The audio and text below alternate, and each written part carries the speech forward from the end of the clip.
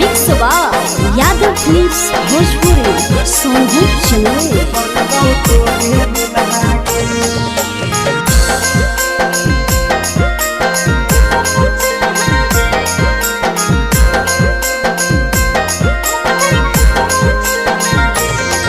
अगे फूलल फूलल लाले देहिया के सिहारा कहीं खुला गे।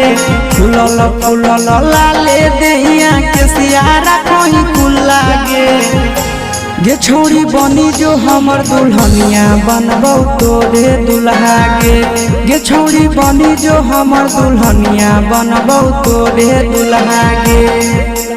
फूलल फूलल लाले देहिया के सिहारा कहीं खुला गे। फूलल फूलल लाले देहिया के सिहारा कहीं खुला गे।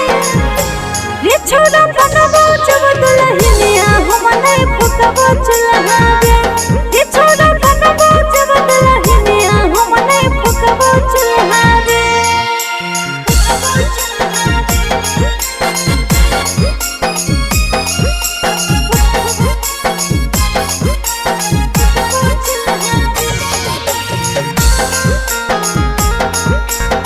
छोड़ी बनी जो हमर दुल्हनिया बनबौ तोरे दुल्हा गे। तोरा रहंगा गोदिया गोरा गोरा दिलवा ले लकहु मोरा। जहिया से तोरा देखलियौ छौड़ी प्यार भेलौ थोड़ा थोड़ा पीछा नहीं तो करे रे छोरा जहां न जैते मैया मोरा। पसंद में हमें करही तोरा ऐसे नहीं तो धोरी कोरा। उठावा चपहल डाला लागौ गाल लाग गुला गुला गे। उठावा चपहल डाला लागौ गाल लाग गुला गुला गे छौड़ी बनी जो हमर दुल्हनिया बनबौ तोरे दुल्हा गे। ये छोरा बनबौ जब दुल्हनिया हम नहीं फुकबौ चुल्हा गे।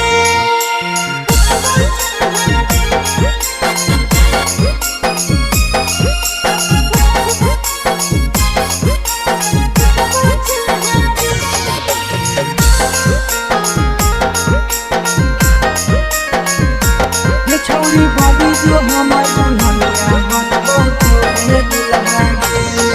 अगे मानी ले छौड़ी तो हमर कहनावा हमरे बनाइले अपन सजनावा। तोरा मानो हियो दुनिया जहनावा तोरे कारण तेजी देबो परनावा।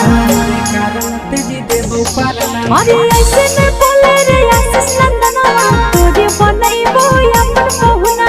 तोरे नाम से सिंदूर लगैबो तेजी है नहीं अपन परनावा। जब जब तोरा देखियो दिल में उठो है बुलबुला गे। जब जब तोरा देखियो दिल में उठो है बुलबुला गे छौड़ी बनी जो हमर दुल्हनिया बनबौ तोरे दुल्हा गे। छोरा बनबौ तोरे दुल्हनिया बनैबो